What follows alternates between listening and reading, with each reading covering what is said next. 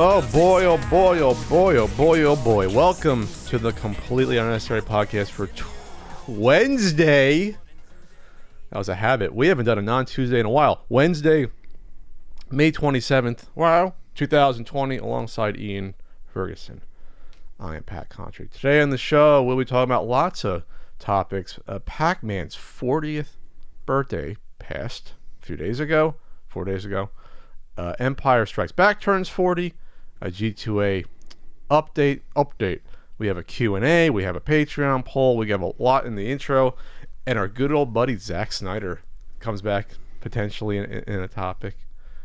Ian, you're in a little pain right now. I'm not doing real good. Yesterday I got neck x-rays and confirmed that I have degenerative disc disease in my neck, and my C6 and C7 vertebrae are fucked up. Where's the C6 and 7? C6 and C7 are the two vertebrae responsible for the load bearing of your skull and head. So like right under the neck, basically? They're the base by vertebrae. The nub? By that nub that comes out? No idea. Yes, but it's about the nub or a little bit below the nub. Yeah, so they're important ones. Yeah, I don't really want to talk about it too much. I'm just going to try to get through the podcast. The pain is fucking constant. It has been for almost 2 months. I got a steroid shot there and had like a good week, but that wore off. So yeah, next step is orthopedic doctor, physical therapy, and potentially surgery. So that's fun. There's that. Doing good. Moving on. Clubhouse Games has reviews. No, we're skipping over some stuff. First, we haven't talked about it in a few weeks. We got books, we got pins, we got a limited t-shirt. Go to ultimatenintendo.com. You can check out the wares there. And the Not For Resale documentary. I'm down to the last box of Blu-rays before I have to reorder. I think I'm down to like 48 Blu-rays left there. So get them while they're hot. I saw them in the kitchen. So what in the kitchen? Oh, the box? Yep. Ian, you could have stole them. I wouldn't know. You could have stole them and put them up on your own Amazon listing, like people are doing with the Switch to circumvent Amazon going after price gouging. They're saying, "Oh, it's the Nintendo Switcheroo console instead of the Switch."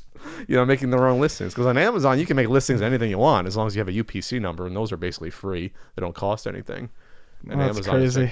Yeah, that's all it takes. I mean, with the book, you need an ISPN usually, but for something like that, you can do that. I finally put the speaking of that, I put the two special edition, the NES and Super Nintendo special editions, and the PAL one are finally on Amazon. I'm not sure why I never did that before. I was lazy, so you can buy them in there or on my website at ultimatenintendo.com at the shop there. But before we get to Clubhouse Games, the game of the year, I had a little bit of a Twilight Zone day last week on Tuesday. So to begin with.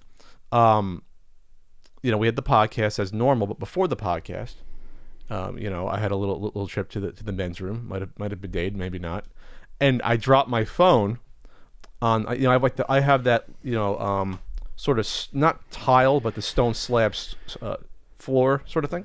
And I guess it's a little uneven because I have a bumper, and it's still I dropped it on its face and it smashed.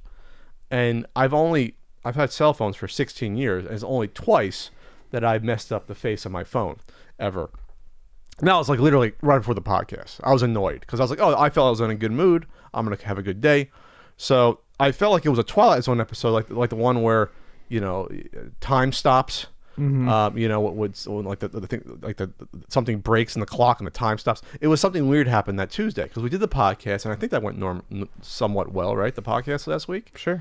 But then after that, things got a little out of control because I had a revelation after Ian left. I was like, we missed Pac-Man's 40th birthday. And we technically didn't, because Pac-Man's birthday was 5 days ago, which would have been after the podcast. It was 4 days ago. It was Friday the 22nd. So 3 days after the podcast. So in between. But I was like, how about I do an impromptu NES Punk video related to Pac-Man's 40th birthday? And I had an idea, because otherwise I wouldn't have done an NES Punk video. I don't know how long, because the next book is getting started. I have other projects potentially in the works. So I was like, okay. So I went and I looked for all my Pac-Man merchandise. And Ian's seen the box. There's a lot of garbage. I got pillows. I got things like that. And we're going to have a whole topic later about Pac-Man's 40th birthday. But in the midst of that, I lost my Amazon Fire controller. My Amazon Fire controller, controls basically like the smart TV for Amazon Fire. Creates like a smart TV thing, but it also controls the volume. And I lost it, and there's no reason I would ever lose a control like that. And I searched around my place for 6 fucking hours last Tuesday, over a week ago. And I went out of my mind. I texted Vonnie and was like, hey, did you see it? Did you use the TV? She's like, no. And I didn't know what happened to it. I was like, this thing disappeared off the face of the earth. Like, there's just no reason for it to have left. It's gone. And I usually keep my remotes on the couch or on the table. But the good news was that like I ended up like searching everywhere, and I cleaned out part of my garage and like reorganized because I was on a frenzy. So I was in a weird mood then. I just felt weird. I felt like I'd slipped into an alternate dimension. On top of that, I noticed something very, very weird and strange when I went to my garage. So my garage has, like those like square rubberish sort of tiles you put down. You buy like a pack of 9 of them from like Costco, whatever.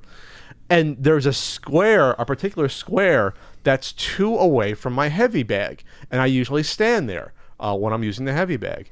And it usually, because they're not perfect on the size and shapes, that one usually has a little bit of an air bubble because it's like squeezed in. It didn't on that day. And it had the last time I'd walked in there. I'm like, I cannot explain that. It's perfectly flat. And it's never perfectly flat. There's always little lip or it's a little bubble. And so I was weirded out by that. But then the day got even weirder because I got a random knock on my door in the middle of editing the podcast. And I go to the door, and it's 2, I want to say, middle-aged people. Well, I'm technically middle-aged now, but they were probably like early 50s. It was a man and a woman. Come up to my door, and at this point, I'm like freaked out for lots of different reasons. And the woman goes, "You have to tell me the color of your house." And I'm like, "What? Your paint color? We're in the neighborhood, and we were looking for a new paint color." And I'm like, "Is this this is bizarre that this is happening with everything else going on?" But it seemed like it wasn't real. It felt like a skit almost. And I can't explain why, but I just felt like I was on guard already. But I was like, okay, sure. Please don't kill me. This is like a serial killer way to get into my house. I didn't let in my house. And they weren't wearing masks, but I stayed away from them. But I do have the paint outside in the little, closet outside. So I got them the paint can. They opened it up. They got their sample. They said, "Oh, thank you so much for this." And they got on their way. So it was just a bizarre fucking day. And so then the next, I didn't find my Amazon Fire remote for 2 days. You know where it was, Ian? Bring it all full circle. It was under a bunch of Pac-Man shit that I put on my couch that I got out to do the NES Punk video. So like, if it wasn't for my creative sort of a spark, I wouldn't have went into the frenzy and slipped into the Twilight Zone for a day and a half, and lost my Amazon remote, which kicked off this whole thing. I think what kicked it off was smashing my cell phone, which I had to get repaired. That was good fucking $80 gone, right there. And I know it only costs like $20 for a screen. I'm not fucking dealing with replacing my own screen. I'm not dealing with that garbage. Just someone came up. There was a mobile repairman. He was cool. He brought his own little table. He kept outside. He had his mask and did his work. He did it like in 7 minutes. There's an easy $60, $70 for you, sir. Because those you probably buy those screens from China for like $9. And no, he did a good job, and that was it. And I was on my way there. So that was my Twilight Zone day. It was fun. But what were you saying, Ian? Clubhouse Games 51? Just looking at this list here. Clubhouse Games 51 has early reviews, and they're good. Yes, they're glowing, some of them. In fact, the Nintendo Life one was like, started with some little cheeky little, why is it this and that, but then like after he got through all his complaints at Nintendo Life, he was like, "Oh no, this is a brilliant game." I'm trying to use the jargon in the UK that they use because the gentleman's from the UK. But he said it's really fun. It's extremely polished. Why would you not expect something that Nintendo publishes to be polished? I mean, there's nothing they published that, is there anything that's been not polished that they've published the past 10 years? Or can you think of it? Mario Tennis Ace has needed some updates. There are no real stinkers, and why would in they terms be? of how it looked, These the are games that have been established in terms of how it over looks. God. Really? Yeah. That's kind of surprising. There's some weird things going on there. And some glitches, or it just wasn't smoothed out as much. Like some glitches and just some weird graphical things that it was strange. It was not. Who was the dev on that? It's probably Camelot. Okay, but no, he said it looks Actually, brilliant. I don't know. he said that he said the one weird thing about it that stuck with me was that you can't instantly say like play again when you're in the game. You have to go back out to the menu, then back in. But he only says it takes like 6 seconds. But he said that's the one weird little thing about it where you can't just immediately play again. You have to say like go back and then come back in. But you can always do an update with that, I would think, for that. So yeah, there was a lot of outlets that did reviews, and they said that the games did a good job of the of little tutorials at the beginning. He did say though they were kind of like American centric in terms of the humor. Like there's some like little kitschy humor between the little. You pick a little toy character, a little like board game little like a statue little piece to represent you. But no, he said the tennis worked great. He said the darts worked really great. Yeah, he said the sound design he said was really good on it, and he was surprised. So, like there wasn't like to him it wasn't really like a clunker in the bunch. Obviously you're not going to play some as much as the others, but no, game of the year, Ian. I'm calling it. Jeff Keighley is going to present it game of the year. This is going to sell the hype. There's been a weird hype building for this game since this was announced a couple months ago. This is going to sell several million. I think this is going to be like a killer. I think for Nintendo this year, like this is going to be hold them over during the certain pandemic. Obviously, Animal Crossing sold a ton, but this is going to do pretty well at $40, I think. So, did you see any of the videos or any of the reviews? I watched the video that went over all the games. That it looks nice. I'll buy it. Yeah, we're gonna do our little chess game. We never played chess. Hounds and Hares chess and Revenge. Have you played Hounds and Hares before? No, I just like the name. I mean, it looks simple. Yes. So I guess one person's the hare and one's the hound. That would be my guess. Yeah. And you have to get to the other side. Okay. No, you have to trap the hound, or you have to trap the hare. What if you're the hare though? You have to get away. I guess. I don't know. You have to run in perpetuity. Well, we'll find out. We're gonna see the rules. It's just like life. It's just what? You just have to keep running until you die. Are you running until you die, Ian? That's kind of a dour note. Nvidia. So AI is doing some weird shit. Allen Iverson? Yeah. And Nvidia's AI watched Pac-Man and created an AI version of the game using AI. So for Pac-Man's 40th anniversary, Nvidia announced it recreated the iconic arcade game without the support of a game engine. GameGAN, a generative adversarial network, watched 50,000 instances of the game, so 50,000 episodes, 50,000 playthroughs. The graphics company produced a faithful but blurry clone with full functionality. Let's underscore that. The AI basically coded its own game. Yes. Without having like a ROM or having its own code. It looked at the game and said, "Oh, I can make this game now precisely how it looks. I can watch how it feels and how it plays 50,000 times. I can watch how this game works and make it." Scoring, how the ghosts move, how Pac-Man moves, the maze, obviously. I think it was a good choice, an interesting choice, because with it being one screen, it doesn't have to see a lot of instances of anything. Everything that's going to happen on the game happens here. It's just different states that it gets to see that screen in. Sure. But the ghosts do react differently in keys, and the 4 ghosts do have a little bit of an AI to them. Blinky chases after you, and Clyde kind of stays off in his own fucking world or whatever. And one runs away from you. Which one runs away from you? Inky? There's no one named Kinky, right? That'd be a different game. Anyway. Yeah, I don't know. But no, it's interesting because we spoke about this about the AI that beat the professional Texas Hold'em players. Was it last year we spoke about it? Or earlier this year when I said, well, this is interesting now because Texas Hold'em is a lot more complicated than programming something to learn chess. Chess is just learning all the different scenarios and looking ahead and iteratively, figuring out, okay, 35 moves from now, this can happen. That's not what happens in Texas Hold'em. Texas Hold'em is hand by hand, but trying to remember the patterns of the players and every bets that came before. It's an entirely different game. And that's why I was so impressed by the AI beating professional poker players, because that's hard to do when you're a regular, like it's hard to say, I'm gonna go out and beat all these poker players. Like you might be able to beat a few of them, but to beat a whole table, that's you can never predict doing that. Because there's a lot of randomness involved as well, obviously. So, yeah, so according to this, non-gaming applications, the real environment learning capabilities of Game GAN could help future machine learning programs, can save time creating simulations instead of requiring developers to do so. Applications like learning the layout of a warehouse and training self-driving cars. We could eventually have an AI that can learn to mimic the rules of driving, the laws of physics, just by watching videos and seeing agents take actions in an environment, said Sanja Fidler, director of Nvidia's Toronto Research Lab, in a statement. So there you go. It's interesting. Wild. Yeah. I think we're 5 to 10 years away from this stuff taking off. I mean, we're starting to see it now with they have like those little robot, little Dalek-looking security droid things. You ever see those things? Yeah. That walk around and do things. And obviously, we have semi-self-driving cars. You still have to pay attention because people are dying now because they're not paying attention because their self-driving car can screw up. But we're starting to get there with Tesla and other things. But this seems like this is a whole other level of AI here. And it's scary. It means the machines are coming in.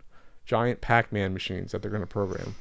I every once in a while, if I ask Siri a bunch of questions, I will thank Siri. I will say, "Hey Siri," and I will thank her. Just so Siri remembers you. Just in kill case. this one last. Let it go to the salt mines. Just in Let case. it go to the silicon mines in Yep. 2040. By then. Because I'm sure someone somewhere out there is keeping track of how many times someone says thank you to Siri. All right.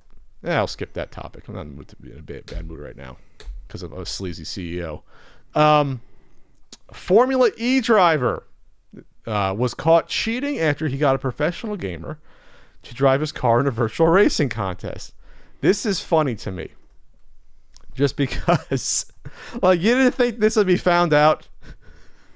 Daniel Abt, ABT, asked a sim racer, Lorenz Horzing, to take the controls of his virtual vehicle in the Formula E Race at Home Challenge Series in support of UNICEF. This was reported by The Race, which I'm guessing is a racing news website. I don't think I'd ever quote The Race ever on here. The pair were rumbled by 2 other competitors who spotted that something wasn't quite right. Professional Formula E driver Stoffel Van Dorn, I love that name. Stoffel sounds like delicious. Voiced suspicions about Abt after a race on Saturday in which his car suddenly performed far better than it had in earlier outings in the charity contest.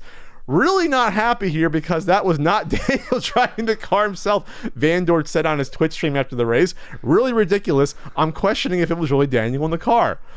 Okay. According to reports, event organizers were able to confirm Abt's rule-breaking shenanigans after inspecting IP addresses that revealed he couldn't have been driving the virtual car.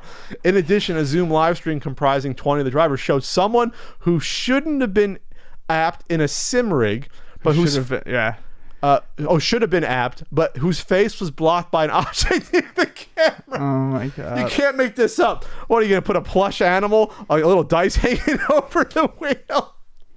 Come on, man. It's just for a charity event. What are you doing? It's not for prize money. It's ridiculous. I would like to apologize to Formula E, all of the fans, my team, and my fellow drivers for having called in outside help during the race on Saturday. That's an interesting way of saying for cheating. Sorry for cheating on Saturday. I called in outside help. I didn't take it as seriously as I should have. I'm especially sorry about this because I know how much work has gone into this project as part of the Formula E organization. Well, I didn't know there was a Formula E organization here, so now I'm learning about it. So you actually did good PR here. Event organizers disqualified Abt from the contest and ordered him to donate 10,000 euros to a charitable project. For his involvement, Horzing was kicked out of the event's contest for sim racers. Why? I don't understand. Why would you consider this? Like, no one's going to expect you to be as good in a racing sim versus in real life. Like why would you? You think you're going to get away with that? You wouldn't be like, wait a second. This guy's getting into, he's doing, Daniel is doing way better than last week now. What's going on? You didn't hear about this with, you heard about the guy rage quitting in the NASCAR. The guy rage quit. So it looks like this guy has been actually penalized within Formula E as well.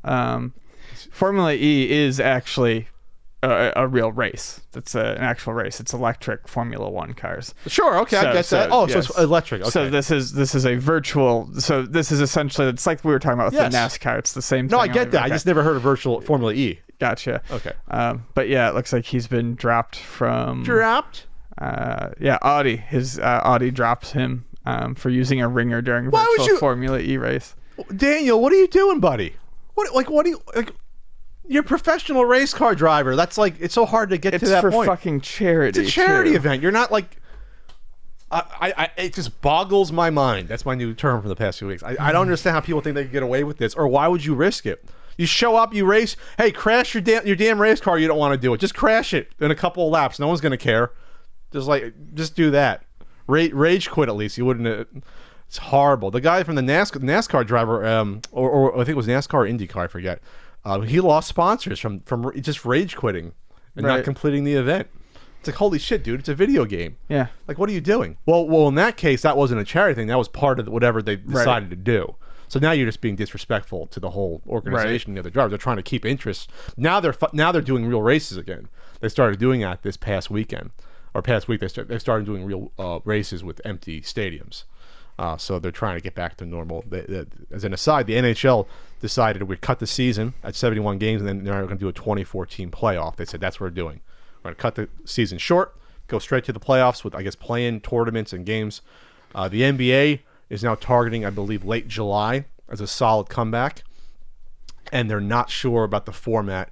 They're going to finish the season. I think they had 15 games left to play, roughly 15 or 16 games in the season. My take would be to play like 5 warm-up regular season games and then do play-in games for like the 9th and 10th seeds to get to against 7th, 8th, and that's I think what some people were saying, because that'd be more exciting to do that. And then you go into maybe a shortened playoff, but that means next season's going to not start till probably November. But there won't be a big layoff. They're going to go from the NBA Finals to like a month later start the new season. They have to, or else you're not going to start the new seasons up anymore. Anyway, that's an aside. What a wacky story that was. That was nuts. We had some Samurai Showdown news, Ian, that came out, which was interesting. Yes, Samurai Showdown. It has a collection coming out by Digital Eclipse. It's going to be in the same style as their Street Fighter collection, their SNK 40th anniversary collection. In terms of, it's going to have a huge digital museum full of documentation and stuff like that. But the exciting thing about this, besides the usual thoroughness of the project, is Samurai Shodown V Perfect is being released to the public for the first time. So Samurai Shodown V itself is kind of an interesting game. Not sure I played 5 before. It has a standard release. It has a special release, which fixes some issues. And it was the last release for the Neo Geo. Very last? Really? Wow. MVS system. I'll look that up. But there was one other version that was in development that had been play tested but had never been released, and that was Samurai Shodown 5 Special Final Edition, or Samurai Shodown 5 Perfect. Perfect. And Perfect looks to add new storyline elements and stuff like that, new story sequences. I'm not sure what else it's going to add, but it's a pretty big deal. What was truly supposed to be the last game released for the Neo Geo by SNK is actually going to get a release with online play and all that. So what I read real quickly about Perfect was that Neo Geo wasn't aware of this being in development. They went and they put it out and play tested at one location. Neo Geo found out about it and pulled it within like a couple of hours. They went out and pulled the fucking cabinet or pulled the board or whatever out of there. So the only evidence that this existed was, I guess, someone had taken a picture of it in the arcade. Right. And that was it. Like, oh, it existed like a myth. Like, it was out here. We have a picture of it, whenever that was, 2004, 2005, whatever that would have been about. And so it's one of those strange sort of tales, right? And now they find it. They said, yeah, we had it complete. They got asked about it, and they're like, yeah, we got it probably laying around, so we don't have the code, but we have the ROM. It's like, okay, well, that's good enough. You got the ROM? Okay. Let's do this shit. Because Samurai Shodown has that hardcore, you want to call it like a cult fighting following. It's an excellent series. I wish I played more of it. I loved I used to love playing it in the arcade when it was there. My favorite fighting game. Well, one of my favorite fighting game series. The new one is really, really good too. The new one's good. Oh, the new one's fantastic. It's just because it's a different sort of fighting game, and I just like fighting games that have weapons in it. Take out time killers. I love Soul Calibur, obviously, who doesn't? But it's just a different style of a fighing game. Time Killers is fantastic.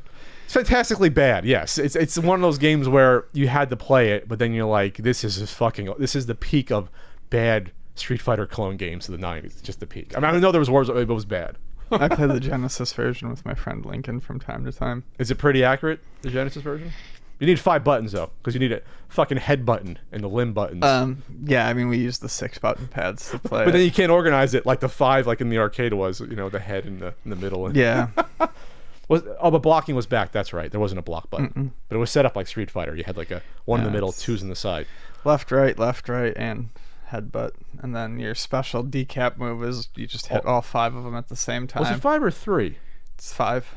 But I can never pull off. You can do the swing. I can never pull off the finishing, cut off all their limbs at the same time as the head. You literally hit all the buttons at and once. it did the wacky thing. And it's just like, it basically, I mean, the way we play the Genesis version is you basically beat the shit out of someone until they go dizzy, and if they go dizzy and you hit all the buttons at the right time, you'll do the crazy. I can never do that. I can cut the head off because he's just swinging, but I can never cut the limbs off. That was the only reason to play. I might be thinking just the head. I know what we've done all the limbs too, but anyways. I'm sure there's a way to do it, but in the arcade, that's what the only saving grace of that game was, if you can call it, was that. I kind of like the weird cartoony graphics of Time Killers, but we're going off topic. Anyway, so it's an interesting story because, who knows if this obviously would have seen the light of day, but obviously someone dug into it and was like, all right, now let's go. Let's do it. Let's do it. So this is going to come out, when is this coming out? June 11th on Epic Games Store. Then it's coming to Steam next week, and then Switch and PS4 in July. Gets a little more time to get it onto there with everything. So that's cool. Time Killers boards aren't nearly as expensive as I thought they'd be. Is that a JAMA board? Yeah, I can get a Time Killers board for 120. Do you have the buttons for it? I've got 6 buttons on my cabinet. Uh-oh. Ian's going to go Time Killers. You might as well buy the side art, get the converted. Yeah, just... How's your arcade machine doing? I haven't played your arcade machine yet. It's great. I've just been playing a lot of Mr. Driller. I'm just waiting to get my Rolling Thunder cabinet at some point. They come up for sale. They're usually like $500, $600, $700. But being that they're dedicated, technically, there's not a huge amount of them out there. But they're nice little cabinets there. They had those cone player 1 and player 2 buttons. The black cone buttons with the little mini button. Uh-huh. What are they called? You know what I'm talking about? Yeah. They're like the elegant buttons for 1 or 2 players. Yeah. Like little red buttons on the top. Like they're like tiny, like thumbnail sized buttons there. And then, we can't stay a year away from them.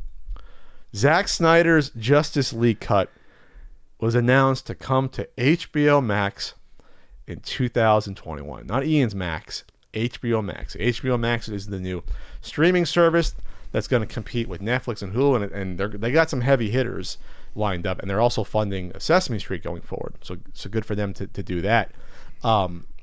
And this is going to cost reportedly $30 million. So this cut was completed, and that was where this whole hullabaloo started back in the fall. Like Zack Snyder went on his Instagram or some and showed the film canisters saying like, this is my cut of Justice League, like the film cut. Like he had it done, but obviously they got to clean up some CG. They have to get actors back to do some dubbing, which is usually like the last part of the process. Sure. There, but it's gonna see the light of day next year, and there will be some people that sign up for HBO Max just to get this. This is a coup for HBO Max because this is tons of free marketing built into this. You can't. I mean, $30 million to them is nothing to get this, and yeah, it's interesting because it's not like Justice League came out a long time ago. It came out 3 years ago. Like that's it. That was like the peak of the DCEU, and after that it all collapsed because that underperformed after Batman v Superman underperformed, and then it's been shaky ever since. Wonder Woman did great before that came out, and then Aquaman did well, but really didn't have real connections to Justice League, and then Shazam didn't have a connection to Justice League, and that did well. And then Birds of Prey performed horribly recently. That obviously we know all about Suicide Squad. It did so well that they're basically rebooting it. Suicide Squad Right. within like 3-4 years. So, and then Flash is not coming out until 2022, which would be 5 years after Justice League. And then they canceled, any future Superman movies, and and they're rebooting Batman. So the DCU is obviously a fucking mess, and it's not like me and Ian. We've said we told you so 1,000 times about this. But what's interesting about this is that this became mythical status, this film, in only 3 years, where it took other films like the Superman 2 cut, Richard Donner cut, because remember, Superman 1 and 2 were shot simultaneously by Richard Donner. Then they shit-canned Richard Donner because they're idiots, the producers of Superman, and had like half of Superman 2 reshot, and had everything thrown out. So that release didn't come back out for like 25 years. It took for Superman 2, the Richard Donner cut, to be released on DVD and to come out. This has only been 3 years, but people are clamoring for this, rightly or wrongly, saying we want to see Zack Snyder's original version of this, because Joss Whedon reshot a chunk of the movie, and they digitally recaptured the actors and scenes. They lightened up scenes that were originally dark. They cut out subplots. They cut out Lex Luthor. They cut out Darkseid was originally in it. They basically remade the movie. It's an entirely different movie, just like the Donner cut of Superman 2 is basically a different movie. Sure. That has some relationship to the original, but here you go. So do you have any thoughts on this? I mean, it's interesting. I kind of want to see it, just because the Justice League that came out, I saw it on the plane. It's not even bad. It's just so bland, the Justice League movie, and you can see why no one really liked it, because it didn't really have its own identity by itself. I get that. Yeah, I mean, I have no interest in it. I still haven't seen the original, and I highly doubt it's magically going to be the movie he gets right. But well, here's the thing, Ian. It's reportedly 4 hours long, his cut. Jesus Christ. So this isn't on Zack Snyder again. This is on Warner Brothers for giving Zack Snyder keys to the kingdom, which obviously failed. I mean, it's on Zack Snyder too. It is, but it's like giving a 5-year-old a shotgun. It's like, here you go, have fun. That's fine. I'm sure Mr. Snyder's a nice guy, but he's a 5-year-old with making movies, basically, when it comes to this stuff. He's a fucking edgelord. Yes. He's an edgelord. Yes, we'll say that. My Batman movie would go there. He'd be raped in prison. What? Raped No. in prison. No, we don't need You that. want to talk dark? My movie would go there. We're not talking. We don't need gaming rapists in our world anyway. Fucking ridiculous. Another edgelord right there, who coined that, sleazy CEO. Anyway, so let's not pretend, Snyder fans out there, that had this come out, this would have saved the DCU, because it was already done. It was fucking done at that point. That's what I'm getting at. This isn't going to magically be the movie he fucking nailed. This isn't going to be the movie he got right. Fucking Batman v Superman, bad. Man of Steel, bad. This wasn't going to magically be good. Well, they've gotten progressively worse, because you can say he got all this job because of Watchmen and then Man of Steel, but Watchmen is considered widely considered the greatest graphic novel of all time. You would think the movie based upon that would at least be in the top 15 of superhero movies. It isn't even in my top 20. It's not even in my top 20. It doesn't even get to there. Like, it doesn't even cross into there. X-Men 2 is in there before there. The original Superman is in probably my top 5. People forget how great the original Superman was. Like, he to me, he over-directs on style and under-directs on substance. And that's not controversial. That's all of his movies. Yes, sure. 300 is nice to watch, but there's no substance to that movie at all.